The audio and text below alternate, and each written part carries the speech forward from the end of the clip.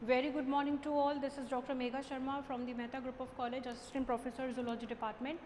और आज हम एक नया टॉपिक स्टार्ट करने वाले हैं बीएससी फर्स्ट सेमेस्टर का, जो कि एनिमल डाइवर्सिटी पेपर है आपका, उसके अंदर हम पढ़ रहे हैं।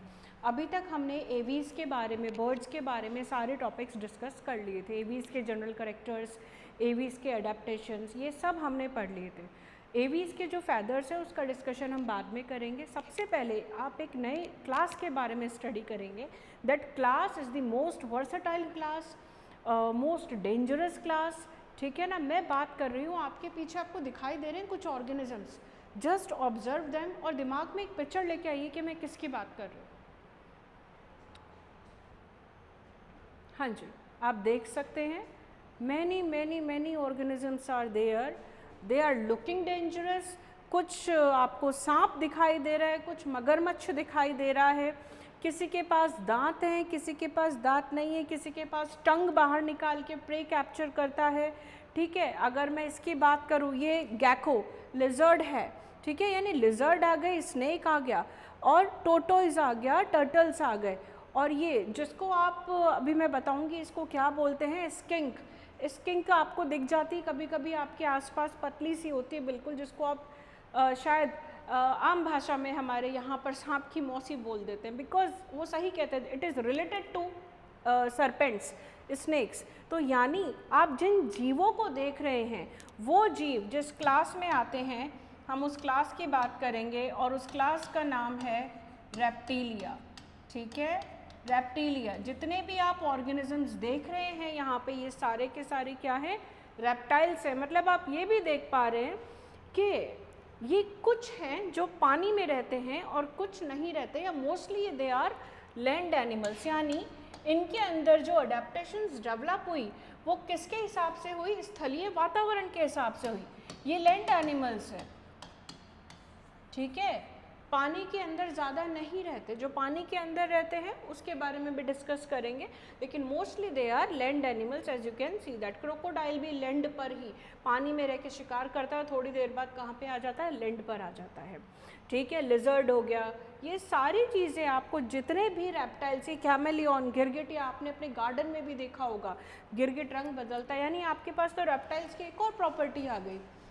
कार्निवोरस होते हैं, हाँ, एक्वेटिक भी होते हैं, लैंड एनिमल्स भी होते हैं, सांप होते हैं, गिरगिट होते हैं। तो जो प्रॉपर्टी सांप की है, ऑफ कोर्स वो प्रॉपर्टी रेप्टाइल्स की ही होगी।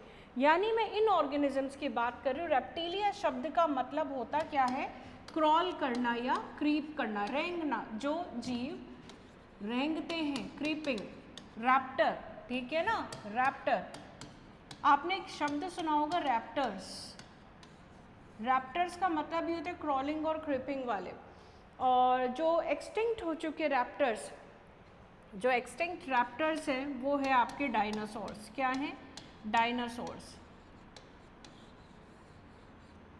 डायनासोर्स जो है वो रेप्टाइल के अंदर ही आते हैं। डोमिनेंट रेप्टाइल्स रहे थे ट्रायसिक पीरियड में, जुरासिक पीरियड में, जो विलुप्त हो चुके हैं। उसके बाद जो इसके अलग अलग ग्रुप्स निकले, उसमें क्रोकोडाइल आ गया, उसमें टर्टल्स आ गए, ठीक है, उसमें स्नेक्स आ गए, उसमें लिजर्ड्स आ गई। तो आज हम बात करेंगे रेप्टाइल्स के बारे में। चलो नेक्स्ट, आई होप आपको ये चीज़ समझ में आई होगी कि मैं क्या बोल रही हूँ। और रेप्टाइल्स की स्टडी को बोलते हैं हर्पेटोलॉजी। क्या बोलते हैं, हर्पेटोलॉजी। यानी रेप्टम का मतलब तो हो गया क्रॉल, और इनकी स्टडी को बोलते हैं हर्पेटोलॉजी। लिख लीजिए, क्या बोलते हैं, हर्पेटोलॉजी। अभी जिन मैंने पहले एवीज़ की बात करी, मैंने मैमल्स के बारे में भी डिस्कस किया था। ये दोनों जीव क्या थे, ये दोनों अलग अलग जो जीव थे, अलग अलग क्लास को बिलोंग करते थे। ये क्या थे, ये वार्म ब्लडेड थे, ये होम्योथर्म्स थे। इनकी बॉडी का ताप क्या रहता था, समान। लेकिन ये, इनको अपने बॉडी का टेम्परेचर कैसे मेंटेन करना होता है, ये वार्म ब्लडेड नहीं होते, ये कोल्ड ब्लडेड होते हैं। क्या होते हैं, कोल्ड ब्लडेड। ओके, एक्टोथर्म्स होते हैं। यानी अगर धूप तेज़ है तो इनको अपना टेम्परेचर क्या करते हैं, बरो करके बिल बनाकर अंदर घुस जाते हैं। ठीक है, और अगर धूप कम होती है तो ये बाहर निकल जाते हैं। ठीक है, तो ये क्या है, वार्म ब्लडेड से नहीं है, ये हैं आपके कोल्ड ब्लडेड पोकिलोथर्म्स। कौन से हैं, बेसिकली द रेप्टाइल्स आर पोकिलोथर्म्स। ठीक है, आगे चलते हैं और बात करते हैं हम रेप्टाइल्स के जनरल कैरेक्टर्स की। किसकी बात करेंगे? रेप्टाइल्स के जनरल कैरेक्टर्स और उसकी आउटलाइन क्लासिफिकेशन के बारे में स्टडी करेंगे कि ये ऑर्गेनिजम्स कौन कौन से ऑर्डर के अंदर आते हैं। ठीक है, सब में पहले फाइलम हो गया कॉर्डेटा, क्लास हो गई सब फाइलम हो गया वर्टिब्रेटा, क्लास हो गई इसकी कौन सी? रेप्टिलिया। और रेप्टिलिया को फर्दर कैसे डिवाइड किया गया उसके बारे में बात करेंगे। सब में पहले बात करेंगे जनरल कैरेक्टर्स की। चलो स्टार्ट करते हैं कौन से कैरेक्टर्स से? वर्गीकरण के आधार वाले कैरेक्टर से, क्लासिफिकेशन के बेसिस से। जी हाँ, लेट्स स्टार्ट। चलो, general characters of reptiles. Reptiles के बारे में जनरल कैरेक्टर्स। ठीक है, हम स्टार्ट करते हैं हमारे बेसिक कैरेक्टर से जो हम कभी नहीं भूलेंगे, जो कि सारे मेटाजोअन्स का कैरेक्टर है, सारे मेटाजोअन्स का। Multi cellular means they are metazoans and highly developed metazoans. ठीक है, और ये क्या है? Creeping animals, creeping animals. Plus इनके बारे में मैं और चीज़ें भी बता देती हूँ। अभी तक क्या चीज़ चल रही है? अब सारी चीज़ जो इवॉल्व्ड ऑर्गेनिजम्स है उनके हिसाब से चलेगी। They are triploblastic, they are bilaterally symmetrical, द्विपार्श्व सममित। ठीक है, द्विपार्श्व सममित होते हैं और त्रिजनन स्तरीय होता है, यानी बॉडी बनती है एक्टोडर्म, एंडोडर्म और मीजोडर्म से। ये सारी तीनों जर्मिनल लेयर्स है जो गैस्ट्रुलेशन के प्रोसेस के दौरान बनने लग जाती है। डेवलपमेंट का होता है ना भ्रूणीय परिवर्धन में, उसके अंदर है। अब ये हो गया मल्टी सेल, लेकिन मेन कैरेक्टर रेप्टाइल्स का क्या है? ये वो वाले ऑर्गेनिज्म है जो क्या है? Cold blooded. ठीक है, या पोकिलोथर्म्स। क्या बोलते हैं? पोकिलोथर्म्स और एक्टोथर्म्स। ठीक है, ectotherms. They are cold blooded animals. इसलिए जब बाहर का ताप ज़्यादा होता है तो ये अपने बॉडी के ताप को मेंटेन करने के लिए अभी अभी बताया था कहाँ पे बिल बना के या शेड में ऐसी जगह पर चले जाते हैं। अब इम्पॉर्टेंट चीज़ ये है कि देखो अभी फिशेस की अगर बात करें तो फिशेस की बॉडी के ऊपर भी क्या पाए जाते हैं? स्केल्स पाए जाते हैं। ये फिश कहाँ पे रहती है? पानी में रहती है। लेकिन जो रेप्टाइल्स है ये कहाँ पे? स्पेशली धरती पर रहते हैं। ठीक है, और इनकी बॉडी के ऊपर भी क्या पाई जाती है?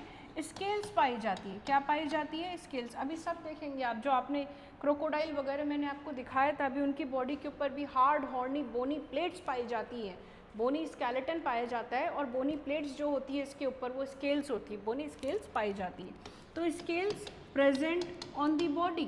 और जो ये शल्क होते हैं बेसिकली क्या होते हैं? हार्ड, टफ और ड्राई। क्या होते हैं? हार्ड, टफ और ड्राई। और क्या होते हैं? थिक होते हैं।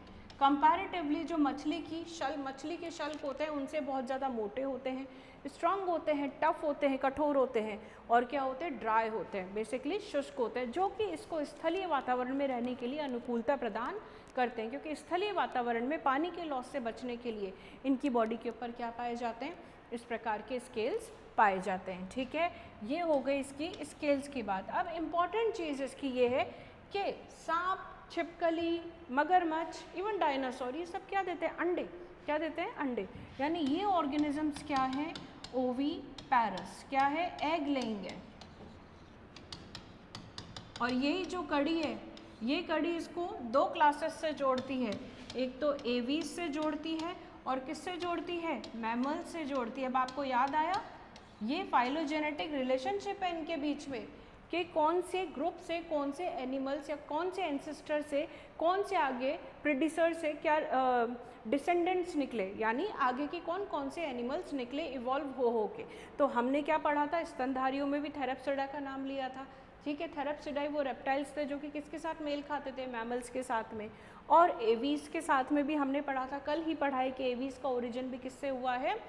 किससे हुआ है? रेप्टाइल्स। और एवीज को हमने क्या बोला था? ग्लोरीफाइड एडवांस रेप्टाइल्स जो कि उड़ सकते हैं। तो this is the link, this is the phylogenetic relationship between these phylum, मैं इसका आपको वो भी बता दूंगी बिटवीन दीज क्लासेस, मैं आपको इसका पूरा फाइलोजेनेटिक का ट्री भी अभी शो कर दूंगी, ठीक है। तो ये हो गए ओवी पैरस, स्नेक्स भी अंडे देते हैं। अब अगर अंडे की बात आई है तो बहुत ध्यान से देखेंगे कि इनके अंडे किस प्रकार के होते हैं। लेट्स सी, जो कि इनका स्पेशल कैरेक्टर है और इनको एक ग्रुप के अंदर शामिल करता है और उस ग्रुप का नाम है एमनियोटा। क्या है? एमनियोटा।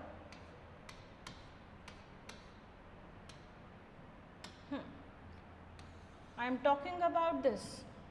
इनके एग्स, एमनियोटिक एग्स, कौन से एग्स होते हैं इनके? Amniotic eggs. तो आपके पास अभी अभी करेक्टर्स आए थे, कोल्ड ब्लडेड एनिमल्स होते हैं, क्रीपिंग एनिमल्स होते हैं ये, ठीक है, लैंड एनिमल्स होते हैं स्पेशली, और कुछ समय ये पानी के अंदर भी व्यतीत करते हैं जनरल हो गए। लेकिन ये ओवीपैरस होते हैं। ओवीपैरस में इनके जो अंडे होते हैं किस प्रकार के होते हैं? क्लिडोइक। किस प्रकार के होते हैं? क्लिडोइक का मतलब वो अंडे जिनके ऊपर कवच पाया जाता है। पक्षियों के अंडे के ऊपर भी क्या पाया जाता है? कवच। हो गई समानता, ठीक है। तो ये क्या है? क्लिडोइक एग्स। क्लिडोइक एग की तो बात हो गई कि इनके ऊपर क्या पाया जाता है? शेल। जो कवच होता है वो कैल्शियम कार्बोनेट का बना हुआ होता है। प्लस इंपॉर्टेंट चीज़ ये होती है कि कवच क्यों है। अभी आप लोग सर्दियों में स्वेटर क्यों पहनते हैं? सर्दियों से बचने के लिए, ठीक है। तो कवच से क्या होता है? कवच से ये ड्राई होने से अंडे बच जाते हैं। आई बात समझ में? ड्राई होने से बच जाते हैं। प्लस कवच क्या होता है? थोड़े पोर्स होते हैं कवच के अंदर, एयर सैक प्रेजेंट होता है जिसकी वजह से हवा वातायन बना रहता है, ठीक है। हवा एग के अंदर या ऑक्सीजन जाती रहती है। तो क्लिडोइक एग्स तो क्या करते हैं? शेल की वजह से इनको क्या मिलती है? प्रोटेक्शन मिलती है। क्या मिलती है? प्रोटेक्शन मिलती है, सुरक्षा मिलती है ड्राई होने से, और प्लस शिकारियों से, कभी कभी शिकारियों से, ठीक है। ये जो अंडे हैं ये घोंसलों में देते हैं, लेकिन अब आपने देखा होगा पक्षी तो घोंसले कहाँ पे बनाते हैं? पेड़ों पर बनाते हैं, क्योंकि वो उड़ सकते हैं। ये जीव उड़ नहीं सकते, यानी एक और कैरेक्टर आपके सामने आ गया कि अगर ये उड़ नहीं सकते तो ये चल सकते हैं। इनके पास कितने पैर हैं? इनके पास पैर से मतलब इनके पास कितने लिम्स हैं? 4, अग्रपाद और पश्चपाद, यानी ये चतुष्पादी हैं, टेट्रापोडा के अंदर आ गए, ठीक है। तो यानी अब पहली चीज़ तो ये पढ़ लो पहले, क्लिडोइक एग्स, और उसके बाद में मैंने बोला है एमनियोटिक, यानी इसके अंदर ये जो भ्रूण डेवलप हो रहा है इसके चारों तरफ भ्रूण को आवृत करने वाली झिल्लियाँ पाई जाती है, जिसको हम बोलते हैं एक्स्ट्रा एम्ब्रियोनिक मेम्ब्रेन्स सॉरी, क्या बोलते हैं? एक्स्ट्रा एम्ब्रियोनिक मेम्ब्रेन्स बोलते हैं, वो पाई जाती है, जिसमें से कौन सी है? एमनियन, ठीक है। ये रहा एमनियन इनके अंदर डेवलप हो गई थी, दैट्स वाई इसको क्या बोलते हैं? इनके अंडों को एमनियोटिक क्लिडोइक एग्स। अब आप देखो इसमें, देखो मैं चाहती तो इसको एक लाइन में ख़त्म कर सकती हूँ कि क्लिडोइक एग्स प्रेजेंट होता है, लेकिन जब कंसेप्ट ही क्लियर नहीं होंगे तो रटने का कोई फ़ायदा नहीं होगा। ऐसी स्टडी का कोई सेंस नहीं है जिसको आपको बस आप रट रहे हो और मार्क्स लाने के लिए कर रहे हो। मार्क्स इससे भी आएंगे, लेकिन आपको समझ तो आएगा कि आप क्या पढ़ रहे हो। आप साइंस पढ़ रहे हो, एंड साइंस नीड्स ऐसा होता है नहीं, साइंस नीड्स ऐसा क्यों होता है।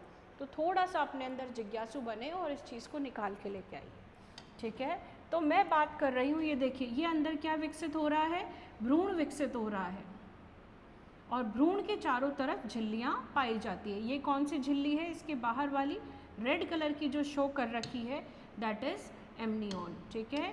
ये कौन सी है? ये रही एमनियन, ठीक है, ये एमनियन। और एमनियन की जो लेयर्स होती है, ये देखो इसके अंदर ये वाली एक और कैविटी भ्रूण और एमनियन मेंबर के एमनियन मेम्ब्रेन के बीच में, दिस इज एम्ब्रियो, और एम्ब्रियो और भ्रूण के बीच में एमनियोटिक सैक पाया जाता है, जिसके अंदर क्या भरा रहता है? Amniotic fluid.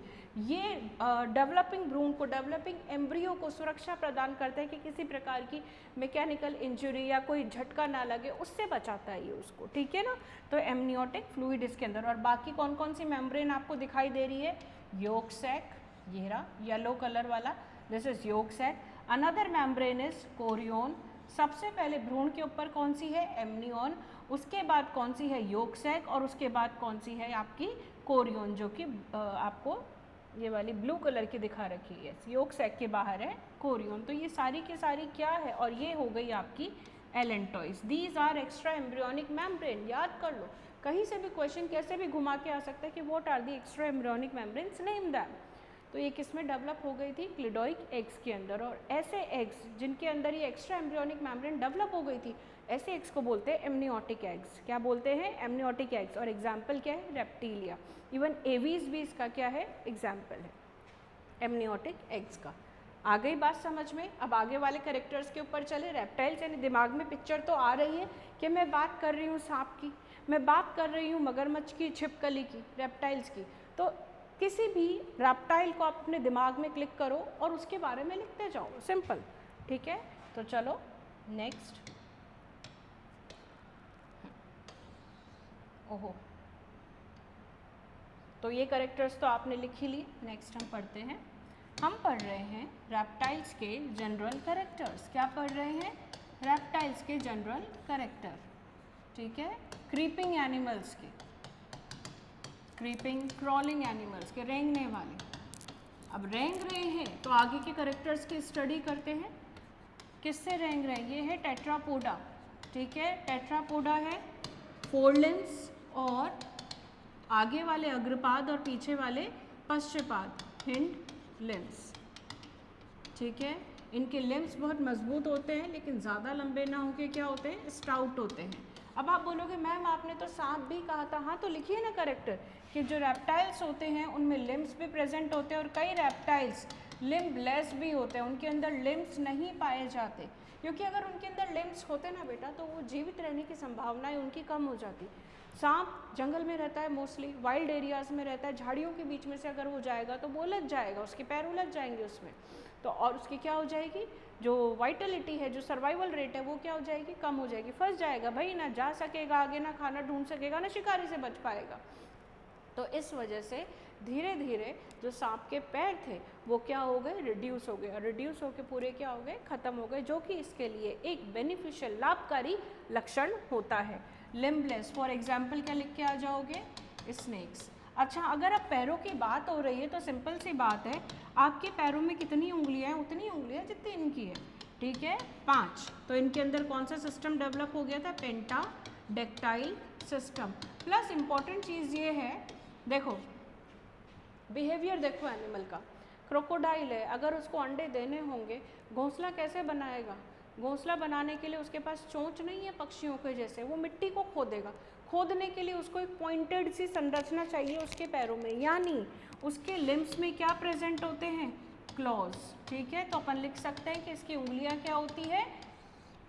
क्लॉड। एक मिनट मैं इसकी स्पेलिंग सही कर लूँ। पंजे, नखर युक्त उंगलियां। ठीक है, नखर युक्त उंगलियां इसको बोला जाता है। तो उससे ये खोद के वहाँ पर अंडे दे देता है और अंडों को कवर कर देता है। सुनते भी जाओ, ये कैरेक्टर भी मेंशन कर सकते हो। जब ये अंडे देते हैं तो उसको मिट्टी से ढक देते हैं, मिट्टी से ढक देते हैं। ढकने का मतलब ये हो गया कि उसको सुरक्षा दे रहा है। प्लस आपने देखा होगा कि इनमें पक्षियों के बजाय पैतृक रक्षण इतना नहीं पाया जाता, ये छोड़कर अपने अंडों को दूर चले जाते हैं शिकार करने के लिए, तो उसको सुरक्षा के लिए ढक के चले जाते हैं। और ढकने से एक फ़ायदा और होता है,